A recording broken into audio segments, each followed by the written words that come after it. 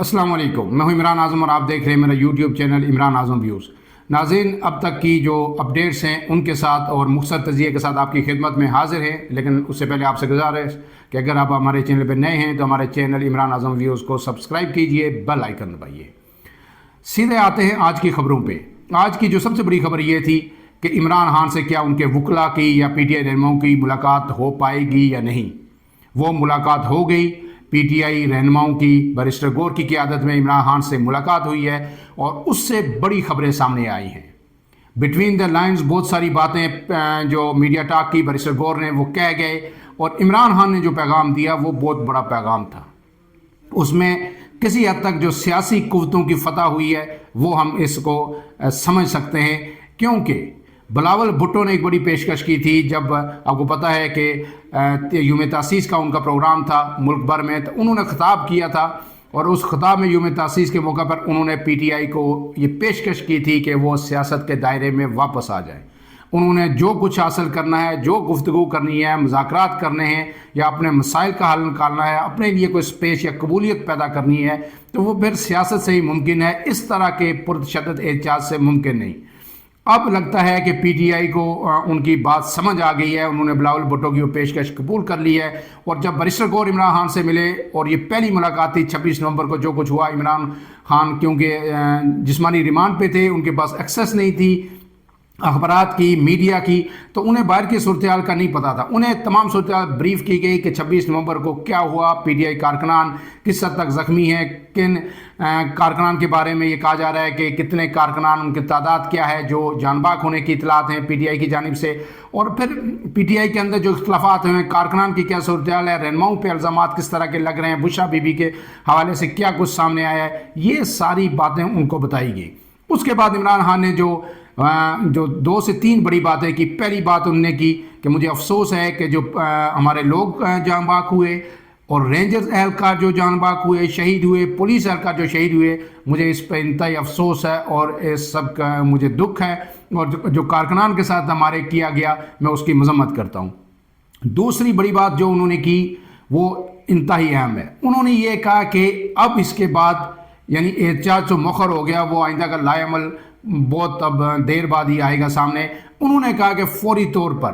Requisition जमा करवाएं, parliament का इजलास बनाएं, कौमी असम्बली और सेनेट में जाएं और इस तमाम मसले को वहाँ पे उठाएं और वहाँ पे बात करें। गोया अब पीटीआई वापस पार्लियामेंट का फोरम इस्तेमाल करेगी, जिसके बारे में बिलावल भुट्टो पीपल्स पार्टी खास करके उन्हें बार बार कहती रही है और दीगर जो ज़ीरक सियासतदान थे वो भी उन्हें यही कहते समझाते रहे कि यहाँ पार्लियामेंट में आएँ और यहाँ पे बात करें, सियासतदानों से बात करें, सियासी कुव्वतों से बात करें। लेकिन इमरान खान हर बार इनकार करते रहे कि मैं ताकत के मरकज़ से बात करूँगा, जिनके पास मुझे देने के लिए कुछ इख्तियार है उनसे ही बात करूँगा। लेकिन अब इमरान खान को शायद बात समझ आ गई या वो रियलाइज़ कर रहे हैं कि पीटीआई को बहुत बड़ा सेटबैक हुआ है और इससे पीटीआई को संभलने का एक ही मौका है, एक ही तरीका है कि वो पार्लियामेंट में जाए और सियासी कुव्वतों से बात करे। मौलाना फजल रहमान भी उनको ऑफर करते रहें, तो अब पीटीआई पार्लियामेंट में वापस आएगी।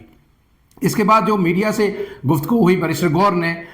तो वहाँ पे एक बड़ा यू टर्न सामने आया। बहुत दूसरा ये मैं सेटबैक कहूँगा पीटीआई के लिए जो है, हम बार बार ये कहते रहे अपने व्लॉग्स में कि पीटीआई को इतने गलत किस्म के क्लेम्स, दावे नहीं करने चाहिए। जो हकीकत है पीटीआई वही बयान करे जिसको कल वो साबित भी कर सके, जस्टिफाई भी कर सके। पीटीआई ये कहती रही कि हमारे 200 कारकुनान शहीद हो गए, लतीफ़ खोसा 278 का एग्जैक्ट नंबर भी देते रहे। आज इस तमाम बातों से, तमाम रहनुमाओं के बयानात से बैरिस्टर गौर ने ला तलकी का इज़हार किया, मुकम्मल ला तलकी का इज़हार करते हुए उन्होंने ये कहा कि हमारे सिर्फ 12 लोग मिसिंग हैं इस वक्त,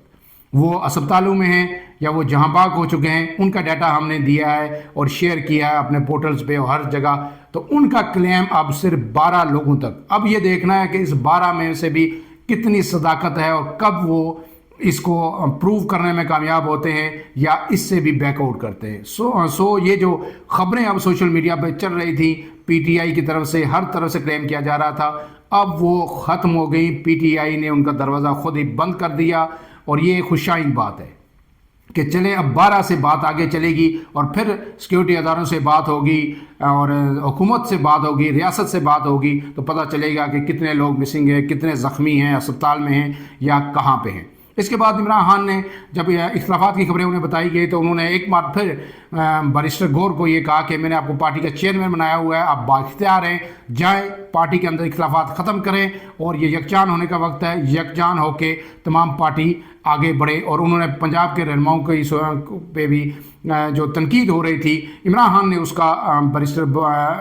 گور کے بقول دفاع کیا اور انہوں نے کہا کہ پنجاب میں حالات کے بھی کے جیسے نہیں ہیں، پنجاب میں نون لیگ کی حکومت ہے، وہاں رہنماؤں کے خلاف بڑی سخت اس وقت صورتحال ہے اور وہ اس میں باہر نکلتے ہیں، احتجاج کرتے ہیں، ان کی بڑی قربانیاں ہیں، وہ ان کو قدر کی نگاہ سے دیکھتے ہیں۔ اب اس کے بعد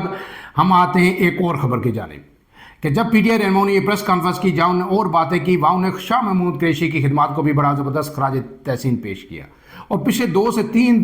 دنوں کے اندر ہم دیکھ رہے ہیں کہ مختلف ذرائع سے ہمارے پاس خبریں آ رہی ہیں، کچھ ٹی وی چینلز پہ بھی لوگ بڑے ذمہ دار لوگ بیٹھ کے یہ کہہ رہے ہیں کہ پی ٹی آئی کے پاس اس وقت کوئی قیادت نہیں ہے، بیرسٹر گور مکمل نااہل ہے اور بیرسٹر سلمان نااہل ہیں، ان میں سیاسی سمجھ بوجھ کی انتہائی کمی ہے، اسی لیے انہوں نے اتنا بڑا موقع گنوا دیا کہ جب اسٹیبلشمنٹ سے رابطے استوار ہو چکے تھے، بات چل رہی تھی، تو پھر کسی کو عمران خان کو سمجھانا چاہیے تھا، بات کرنی چاہیے تھی کہ اس وقت یہ کال احتجاج کی نہ دیں، چیزوں کو میچور ہونے دیں، آگے بڑھنے دیں، اور اگر نہیں ہوتا تو پھر آگے بات بڑھائی جائے، یا پھر کم سے کم اتنا ہوتا کہ ہر دو صورت سنجانی میں بیٹھ جاتے اور باہر، اور وہاں سے بیٹھ کے مذاکرات کرتے، دباؤ بڑھاتے اور پھر چیزیں آگے بڑھتی۔ ایسے میں ضرورت ہے کہ شاہ محمود قریشی کو باہر ہونا چاہیے تاکہ سیاسی قوتوں سے بھی بات ہو، اسٹیبلشمنٹ سے بھی بات ہو، اور ملک میں یہ جو صورتحال ہے یہ ختم ہو اور سیاسی استحکام آئے۔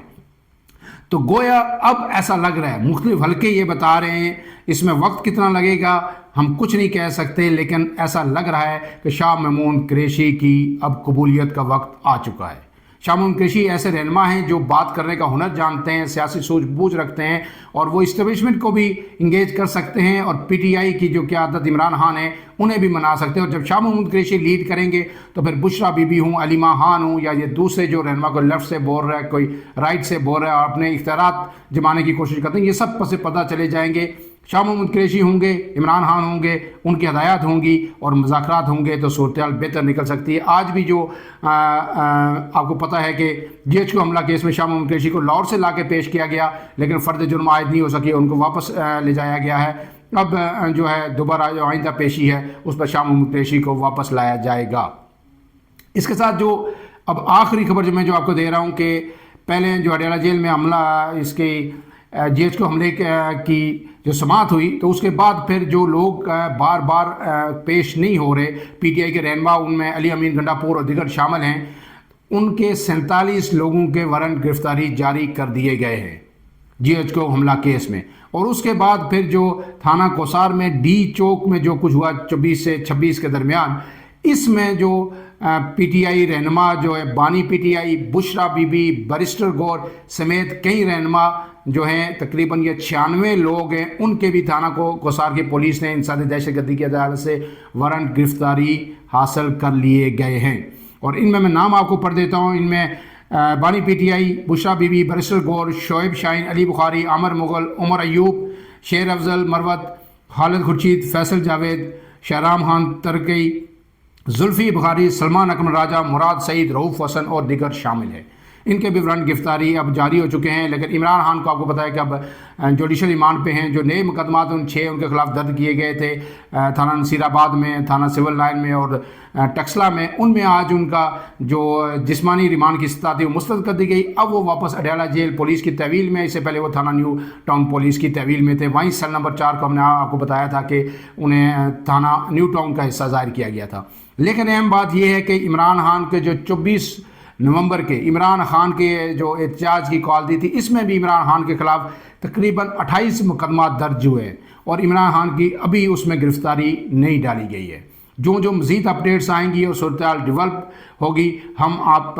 کو اس سے اپڈیٹ کرتے رہیں گے، لیکن سر دست یہ اچھی خبر ہے کہ پی ٹی آئی ایک مرتبہ پھر پارلیمنٹ میں آ رہی ہے، اور جو بڑے کلیمز کر رہے تھے کہ جی 100 سے زائد یا 200 لوگ ہمارے جان باک ہوئے، اس سے بھی وہ پیچھے ہٹ گئی ہے۔ اپنے میزبان عمران اعظم کو اجازت دیجیے، اللہ حافظ۔